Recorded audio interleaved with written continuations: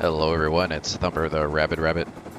In this month's PVE server electricity build, we have our lighted tower, or the Lit Tower, affectionately known as the Avengers Tower by the person who designed and constructed the structure. That's my buddy Problematic. It's got a boathouse full of ribs, some residential rooms, a public lobby, and inside that public lobby, the controls and frequencies for playing with the lighting system on the tower. All 16 stories of the upper tower are ringed with strings of red and blue lights, and it includes a minicopter pad on top with proximity-controlled landing pad lights. All 16 floors of red and blue lights are programmatically controlled, and in today's demo, we're going to show you off the two programs that we've built in for today, which are a sequence lighting pattern and a fully random lighting pattern. So let's take a look at the lights at night. Here's a good aerial view. You can see all of the red lights building from the bottom to the top in groups of 4. All 16 floors are divided into 4 sections of 4 floors. So the sequence starts with the 1st, 4th, 9th, and 13th floor.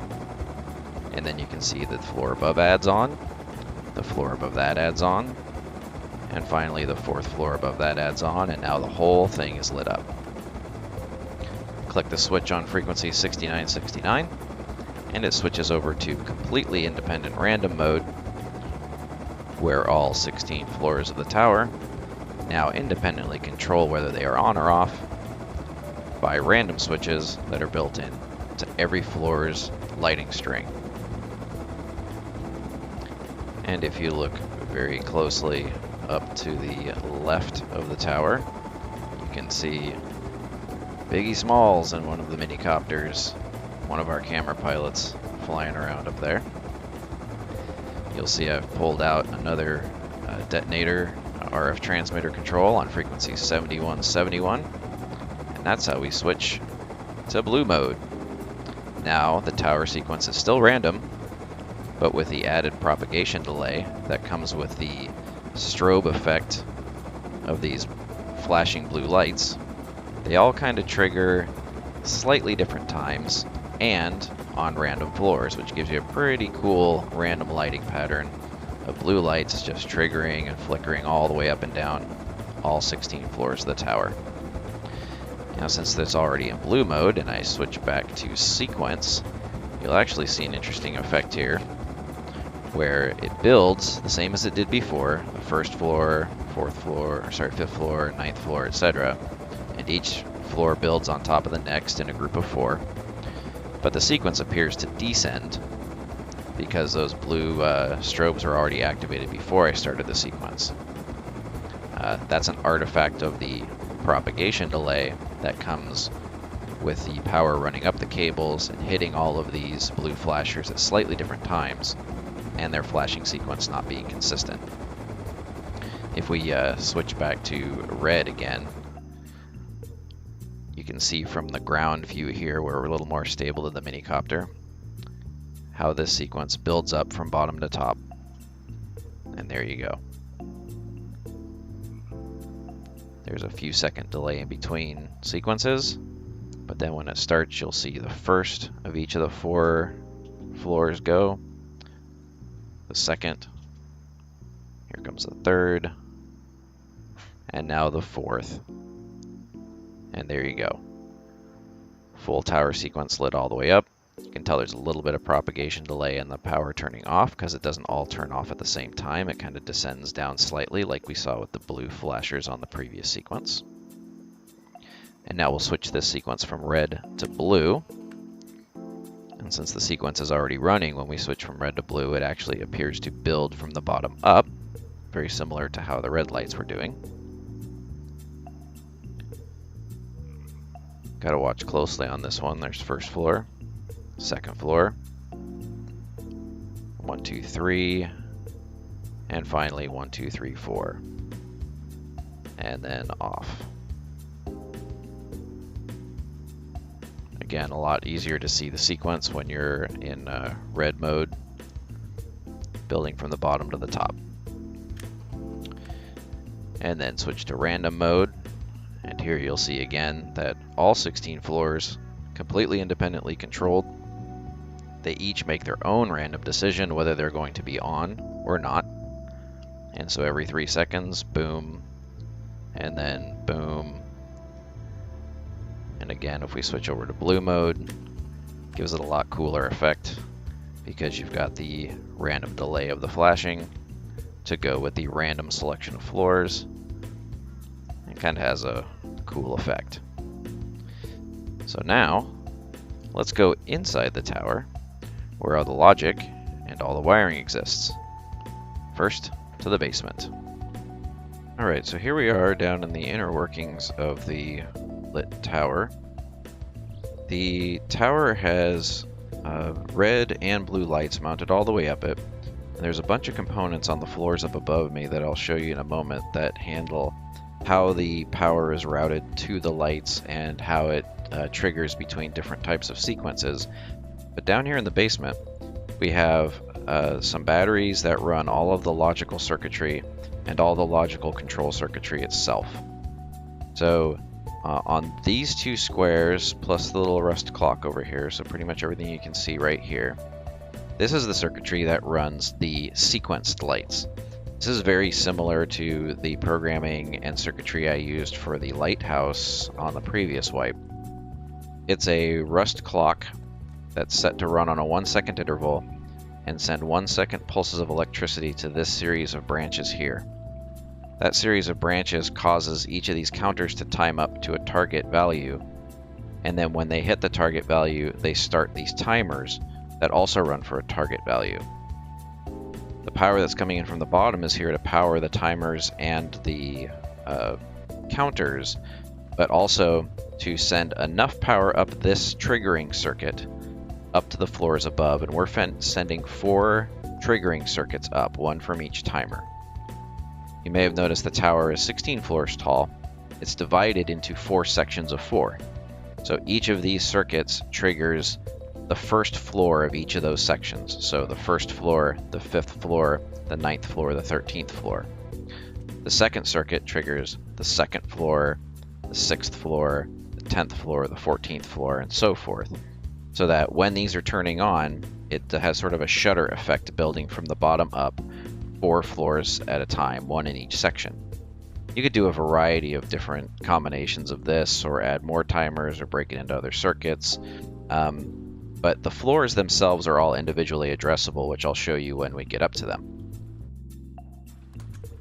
Alright, I foolishly left the basement before actually showing off how this works, so here it is in operation.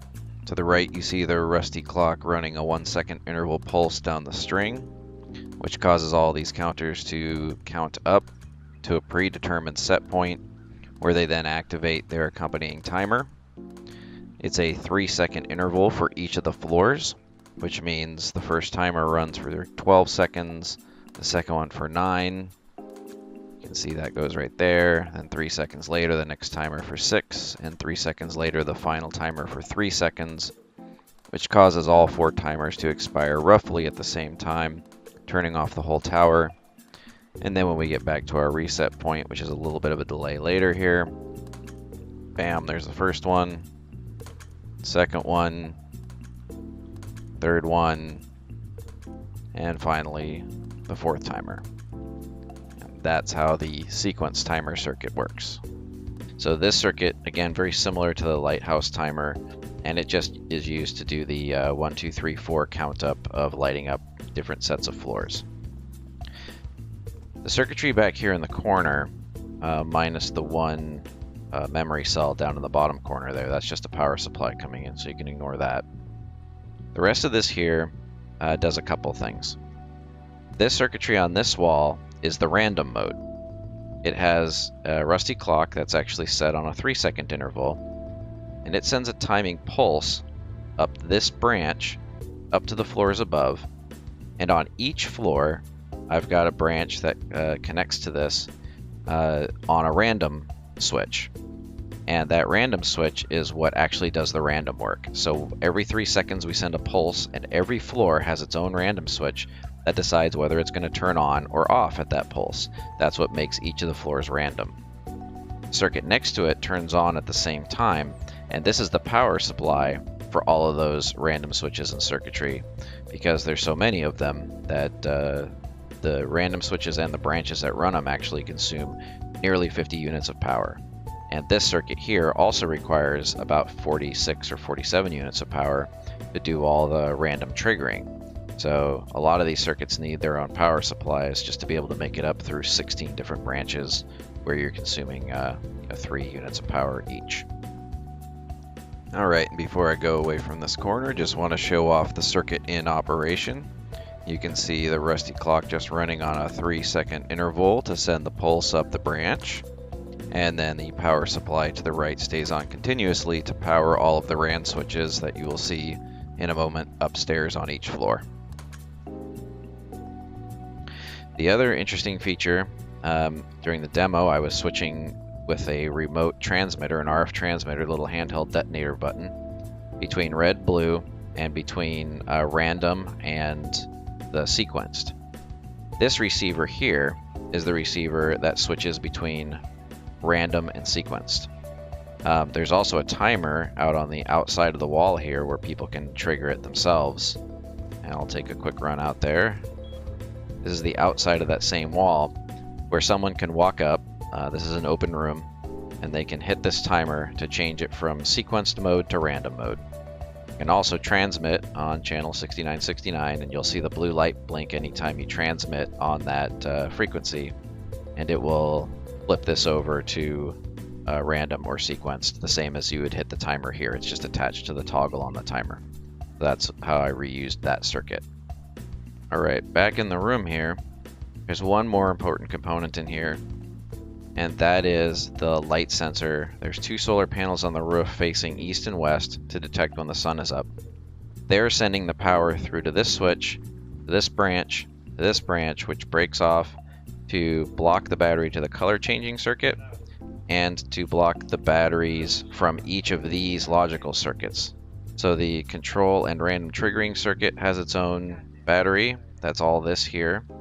The power supplies for the branches to run that circuitry is right here. That has its own power supply. And the sequence timer system here also has its own power supply, and that's here. So we've got 4 blockers down here doing the work of controlling the 2 modes, the random and the sequenced, and the switch between them. And then another blocker upstairs running the blocker for the battery that runs the blue-red flip sequence. So that's all the logical circuitry that's present down here to make all this work. So here's the batteries that run everything. There's 4 of them for the 4 blockers that I described before. This is the receiver here for the blue-red remote triggering. And these 4 batteries simply charge whenever there's wind power or during the day when there's solar power. And this is not a UPS system that doesn't run all the time. Since the lighting system only runs at night, these batteries basically charge during the day, and they do get a little bit of a trickle charge from wind at night, but there's no like bypass or live power components to this. It's simply you turn the batteries on to run the lighting system, you turn them off when you're done with the lighting system, and then they can charge up a little more. They tend to get plenty of power because there's a lot more day than night on this server. So now we're going to go upstairs, and I'll show you some examples of the floors where the wiring is. So here we are on the first floor. Each of the floors of the towers has a 2-story tall room on it that's been designed, and so each of these floors' lighting systems are actually on the wall right here. I built them 2 at a time. All of this here is the main power from the roof coming in for all the charging stuff. And one of these buses goes all the way up because we're using 1 battery to power every 4 floors worth of lights. Each floor requires about 23 units of electricity, so 1 large battery can power 4 floors worth of lights. So every 4 floors you're going to see one of these battery units and one of these blockers that also triggers by that same system downstairs for turning on the whole lighting system. This is the prettiest of the floors because it has some extra memory cells here just as pass-through cable extension devices. But this is effectively what's happening on every single floor. and you can see 2 floors here. Let me show you. This is going to get fun. I'll try to describe what every single one of these circuits is doing. For everything that's coming up from downstairs, I'll start from the left to right and explain. This circuit goes up all 16 floors and is connected to the set on every memory cell for the output to the lighting system on each floor. This is the decision between red and green.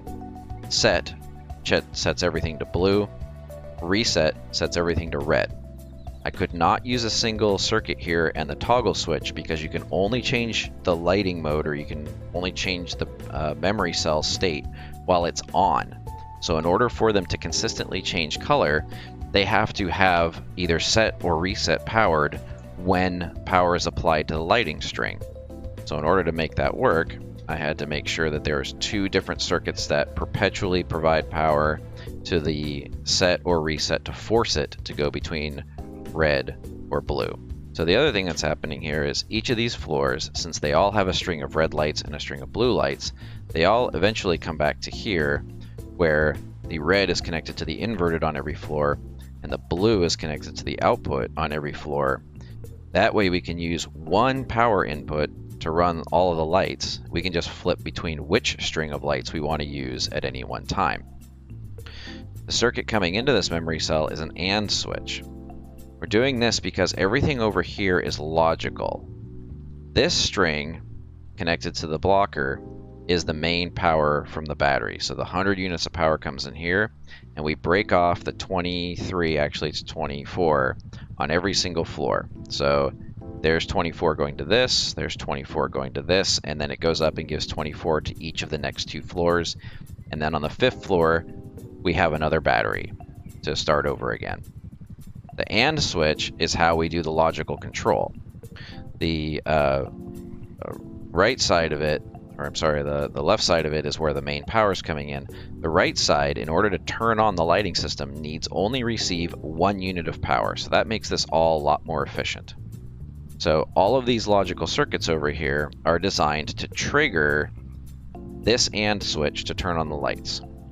Now, because we have 2 logical lighting methods, we needed an OR switch so that either one of those logical lighting methods can turn on the lights. Here's the RAND switch I mentioned before. So when we turn it to random mode, this branch is powered on to power the random switch, and then another string here, this string of branches is coming up, and this is the 3-second pulse that triggers all the randomizers. So all the way up, all 16 floors, this string just goes branch, branch, branch, branch, branch, all the way up, all 16 floors, and taps off to the set on the randomizer.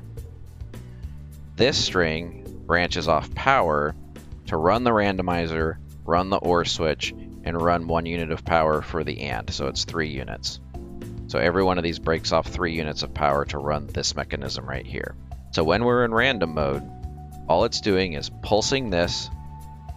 Each one of these rolls true or false to send a signal through the OR switch, and if it's true, then it's going to complete the AND and it's going to turn the lights on. And every 3 seconds, another pulse is sent up this string, so another random decision is made, and that's how the random lighting works.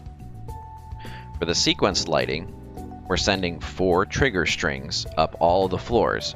But like I said previously, all 16 floors are not actually sequenced individually. We're sequencing them in groups of 4. So this circuit is trigger 1, this is trigger 2, this is trigger 3, this is trigger 4. This is what's connected to those 4 timers on the sequence logic downstairs. Trigger 1 triggers the 1st floor. Trigger 2 branches to trigger the 2nd floor. 3 goes up to the 3rd floor. 4 goes up to the 4th floor. But all of them pass through, and this entire thing starts over again on the 5th floor and continues all the way up. So when we're in sequenced mode, we can then trigger 1, 5, 9, and 13 together, and then 2, 6, 10, and 14 together, and so forth. You could do smaller groups, you could do bigger groups, or you could send, 16 logical circuits and have the sequence start at the bottom of the tower and climb all the way up to the top. But then you need 16 strings going up, which I decided not to do. So Wah. I'm going to take you up to the 3rd floor so you can see the next pair of these lights. So let's go. And I'm not going to cut edit here because I want to show you some of the lighting strings. You can see in every corner where there's a light on the outside of the building, there's also a branch connected to that light. The lower set of branches are connected to our red siren lights. The top set of branches are all connected to the flasher lights, the blue lights. On every single floor, you'll see a ring of 2 pairs. See right there, 2 pairs of branches all the way around. The lower one's red, the upper one is blue. These, on this end, are what are wiring back into the memory cell. That decides between running red or blue, and then this string goes all the way around this room, and then all the way down to the other end of the tower to run all the lights. So here we are on the 3rd floor, and this looks a little bit different, just slightly different. You'll see here, all I'm doing is branching off the 3rd trigger and the 4th trigger, and the 1st and 2nd pass straight through up to the next floor where we restart the sequence over again. Everything else is generally the same. We still have our 2 circuits for red and blue going into the memory cell to decide between red and blue. We still have the AND switches for the main power branches to get triggered by the OR switch, the logical trigger. Again, each floor has its own random switch, its own power supply for the random circuitry, its own trigger branch for the random set, and then of course here's the 4 sequence circuits that go up. I'm going to take you now with a quick edit up to the top floor so you can see where this ends. Alright, here we are on the 14th floor. Oh, yeah, don't mind that. We had a mini-copter glitch through from the landing pad, and it's just kind of here, killing people. I'm going to try and stay out of its way so it doesn't kill me while I'm standing here. But here are the 13th, 14th, and then 15th and 16th floor circuits because we have a little hut on the top here for the landing pad garage and didn't have room to do the wiring there. So you'll see, again, this is another full sequence. This is what's normally split between 2 floors. It's all in one place here. We have a battery to run all 4 sets of lights. And again, memory cell, AND switch, OR switch for the logic decision making. And you can see we don't have any branches up here because this is the end of the line for these logic circuits. So the end of logical trigger 1 from timer 1 comes into this OR switch, 2 goes into this one, 3 goes into that one, 4 goes up and finishes off. You can see the power supply from the random circuit also goes up and finishes off here. And then the power circuit goes up and finishes off. Same thing with the lighting change, the red versus blue. You can see these just end and go into the last memory cell. So a few less branches up here because we don't have to continue this circuit on any higher into the building. This is the end of the line. So that is what the circuitry looks like on each floor to manage having 2 different possible lighting sequences and 2 different color combinations. Now one thing here is you could have more logical sequences than just 2 by stacking more OR switches. If I connected another OR switch to this input, then I would have this one plus 2 more, and I could have 3 logical sequences come up through the building, or 4, or 5. I could just keep stacking OR switches as much as I want, because all you need is 1 unit of power from any one logical trigger to hit this AND switch and cause the main power branch to go through to run either the red or blue lights. You don't have to do both red and blue. This is just creative stuff we decided to do to make this a lot more complicated than it needed to be. So that is what everything looks like from the top or from the floors themselves. This combined with the logic down in the basement is what makes it possible for that tower to run in sequence, in random, in red, or in blue. In case you're wondering what the helipad looks like on the top of the building, here is one little cheat on Rust electricity. Christmas lights that just are always on make for a great H icon for your landing pad. Plus some nice skin doors for your minicopter storage is also handy. Since these don't decay if you keep them inside, it's nice to have an enclosed space to store them. And this is what the view looks like from the top of a 16-story tower. Try not to show you what it looks like on the way down. And there is a combination red-blue light. And this is actually the end of the lighting string after it goes all the way around the building. They come all the way around, branch, branch, branch, branch, branch inside, and then end here with this last pair. I'm going to jump down to the first floor real quick and show you this up close a little better. Here we are outside the first floor of the tower. It's not the first floor of the building. The building actually has a few stories below us here, with a boat garage to accompany our heliport on the top of the tower. But this is what the lights look like on the outside of the building. You'll see that we've placed the blue flashers just above the red beacon siren lights. And so that's why inside there is two branches, one above the other. The top string of branches run the blue lights, the bottom string of branches run the red lights. And those go around the entire building. So this is where they start. There's the logical circuitry. And then that memory cell comes out to the branch that runs this and this. And then the string continues around, and on each corner, one branch comes out to pick up one of these blue lights, and one branch comes out to pick up one of these red lights. And that's how it sequences all the way around the building.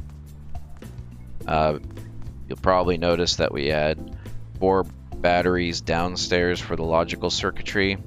We had 1 battery every 4 floors going up the tower. That's 8 batteries. Because night is much shorter and day is much longer on this particular server, we don't need fully charged batteries, but the goal was to get at least 50 units of power into the charging circuit for every battery. So we have quite a bit of solar around the building here, as well as quite a few wind turbines. 2 of those over there, 2 of them over here are dedicated just to this tower lighting system, and all of this solar here and all of the solar on the other side of the building here is also dedicated to that lighting system. It can generate up to around 600 units of power, or 550 at any one time of day when these wind turbines are doing well.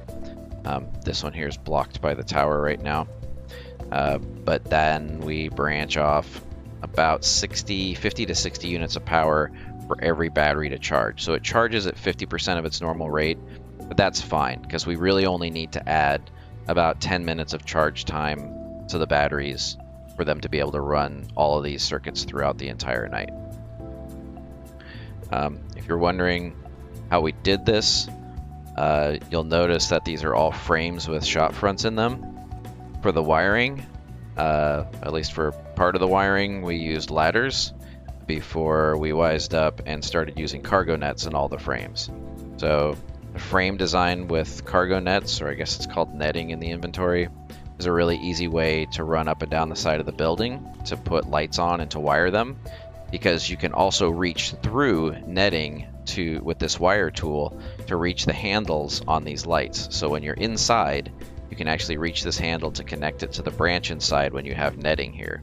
When you've got a shop front, you cannot. So if you want to do shop fronts or solid walls or something, ideally you could put some netting in place to put out all of your lights and everything, and then fill it in with shop fronts or doors or something later on. If you want to use solid walls, good luck. You're gonna have a fun time climbing up and down this thing a lot. So there's a view from the outside on the first floor. Alright, so here we are for a demo of the landing pad lights. You can see the tower lights are still in their sequence mode, but as we approach, you're going to see these red and blue lights appear on the side of the landing pad. Those are triggered by an HBHF sensor just below me here. The 20-meter line of sight range on the HBHF sensor makes it perfect for triggering these as you come into land. It's not too far of a range, but just enough to pick you up as you get close. I'll make a quick landing here so I can hop out and show you where the components are that make this work. Got the HPHF here on the end of the landing pad. Its range extends off the end here, so as you're coming in, it can pick you up coming towards the pad in 20 meters in any direction line of sight, which also extends just inside the building here, so you can walk inside and then the lights will turn off. The main power is coming in on this branch. The branch goes off to power the HPHF and comes back to this AND switch for the trigger. And then we got that branch above there which splits two circuits out. One of the circuits goes over to the right here to run these lights along the rail. You can see the branches for each of the lights there. Same thing on the other side with a few extra branches on the end here. Those go out to these flashers here on the end of the pad. So that's how that works. You can see if I back off into the garage, those lights turn off just outside of the range of the HPHF sensor. Again, 20 meters is about 3 foundations, so just triggers when you get within that 3 foundation range in any direction line of sight. So if you're coming down from above or coming in from the end of the pad, it's going to pick you up. I'm going to go put this minicopter into the garage here so it won't decay. And if your minicopter is decaying, grab yourself a hammer and some metal frag and hit the passenger seat. That's how you repair it, in case you didn't know that. So there you go. Landing pad, automated lights. Well, that just about wraps it up. This was definitely my longest video to date, I think, but the project was pretty big. All the credit here needs to go to Problematic, who did the design and build of this entire structure.